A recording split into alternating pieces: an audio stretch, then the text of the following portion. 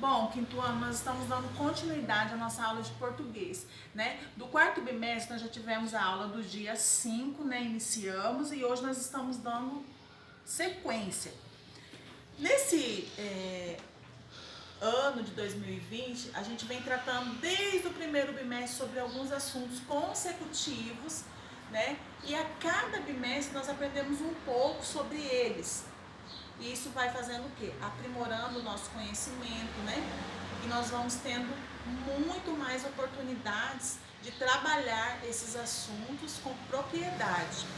E um dos assuntos que nós já trabalhamos desde o primeiro bimestre é sobre poema. Né? Nós vimos vários tipos de poemas, poemas visuais, né? Vocês fizeram alguns desses poemas, trabalharam no caderno de vocês desde lá do primeiro bimestre. E hoje, nesse capítulo que nós estamos, nós vamos trabalhar sobre o poema também, tá? Nós vamos ver um poema aqui muito, né, interessante nesta semana do Dia da Criança, tá? Lá na página 11, o que nós vamos ver lá? Conheça um poema que fala de um tipo de bola bastante conhecido, a bola de gude. Eu vou ler para vocês. Olha só, quando a gente lê um poema, né, lê uma história, você tem que ler com vida, você tem que ler não assim, de qualquer forma. Você tem que expressar o que você está lendo. Bola de gude. A maior bola do mundo é de fogo e se chama Sol. A bola mais conhecida é a de jogar futebol. Certa bola colorida, jogar bem, eu nunca pude. É de vidro essa bandida e chama-se bola de gude.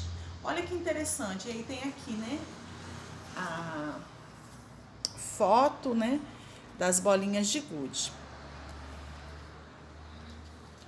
Esse poema foi escrito por Ricardo de Azevedo, escritor, ilustrador e pesquisador. Escreveu vários livros para o público infantil e já ganhou um importante prêmio, o Jabuti, pela qualidade da sua obra. Então, quando nós vemos um poema, né, nós temos que entender que o escritor, ele quis passar algo ali importante, algo que trouxesse alegria, algo que trouxesse conhecimento, algo realmente que o leitor fosse absorver, né, tirar para si alguma coisa.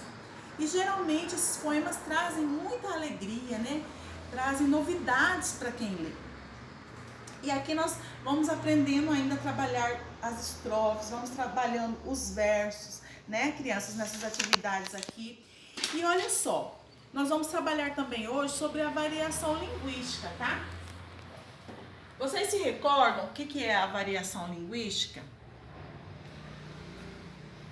Dependendo, né, da região do Brasil que nós vivemos, algumas palavras elas mudam, né, a variação dela. Olha só, algo que nós trabalhamos muito, que vocês vão se recordar, nós trabalhamos até em história também.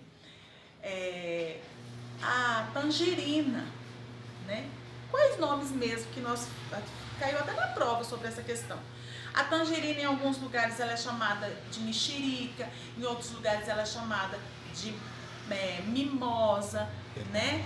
Bergamota. Então, assim, essa é uma variação linguística, certo?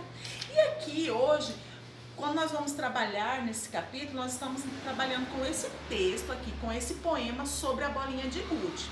E aí ele vai trazer aqui para nós. A bolinha de gude pode ter diferentes nomes. Olha alguns que talvez eu e nem você ainda conheçam. Babela, baleba, bila, biloca, bilosca, birosca, bolinha de gude, que é a que nós conhecemos, bolita eu conheço também, boleba, bolega, bugalho, bute, cabeçulinha, clica, firo, fubeca, nica, peca, pinica e chimbra. Nossa, quantos nomes, né? Quantos nomes diferentes. Olha só, alguns assim que com o que a gente conhece parece que não tem nada a ver, mas é a variação linguística do nosso país. Quantas, né? cidades, quantas capitais nós temos. Olha só quantos nomes diferentes temos somente trabalhando só com a bola de gude hoje. E aí o que nós vamos ver? Né? A variação lexical. Toda língua é formada por variedades. Essas variações consistem em maneiras diferentes de nomear algo. Por exemplo, as palavras sinaleiro ou sinaleira, farol e semáforo são palavras utilizadas em diferentes regiões do Brasil. Eu me lembro, quando eu era criança, a gente não falava semáforo, nós falávamos sinaleiro. E essa é uma variação linguística do semáforo. Para nomear um mesmo aparelho de trânsito. Esse tipo de variedade é chamada de variedade lexical. Então nós temos que ter isso conosco, nós precisamos entender, né, que essa variação linguística, ela vai existir.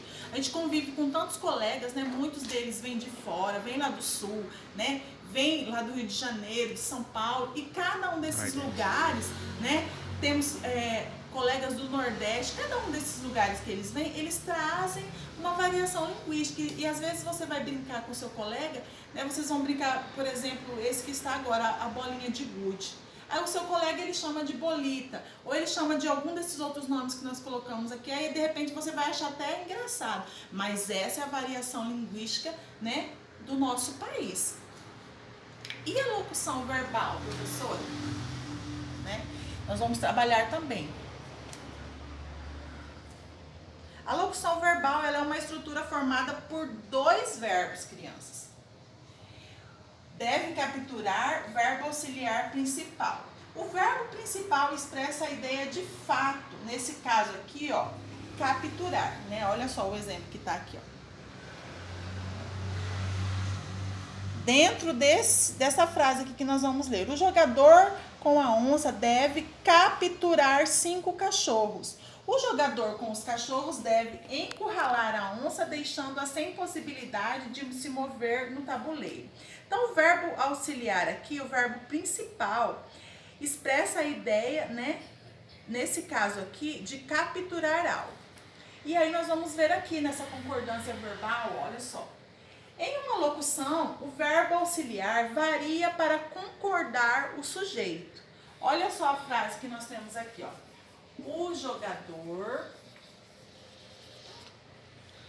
pode mover qualquer peça. Olha aqui a concordância. Ele pode, né? O jogador, ele pode mover. E aí, se nós colocarmos assim, ó, os jogadores podem mover qualquer peça. Olha só.